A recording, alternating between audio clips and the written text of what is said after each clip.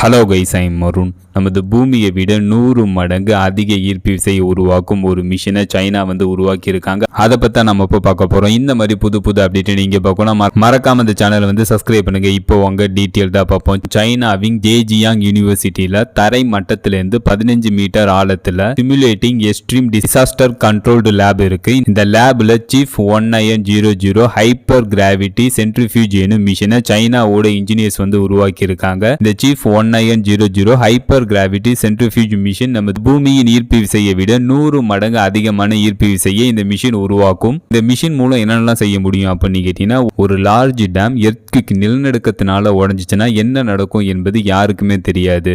ஒரு 3 metre model டேமை உருவாக்கி இந்த சீஃப் 1900 இந்த மிஷினை பயன்படுத்தி அந்த 3 மீட்டர் மாடல் டேம் மீது 100 மடங்கு ஈர்ப்பு விசையை செலுத்தி அந்த 3 மீட்டர் மாடல் டேம் எப்படி உடையும் என்பது அக்யூரேட்டா பிரெடிக்ட் பண்ண முடியும். புல்லட் ட்ரெயின் ஹை ஸ்பீட்ல டிராவல் ஆகும்போது ட்ராக்குக்கும் கிரவுண்டுக்கும் இடைப்பட்ட மாற்றங்களை ஆய்வு செய்ய இந்த மிஷின் உதவும். 1 மில்லி செகண்ட் முதல் thousands of years வரையிலான இயற்கை மாற்றங்களை ஒரே இடத்துல ஆய்வு செய்ய இந்த மிஷின் பயன்படும் அப்படின்ட்டு சைனாவோட இன்ஜினியர்ஸ் தெரிவிச்சிருக்காங்க.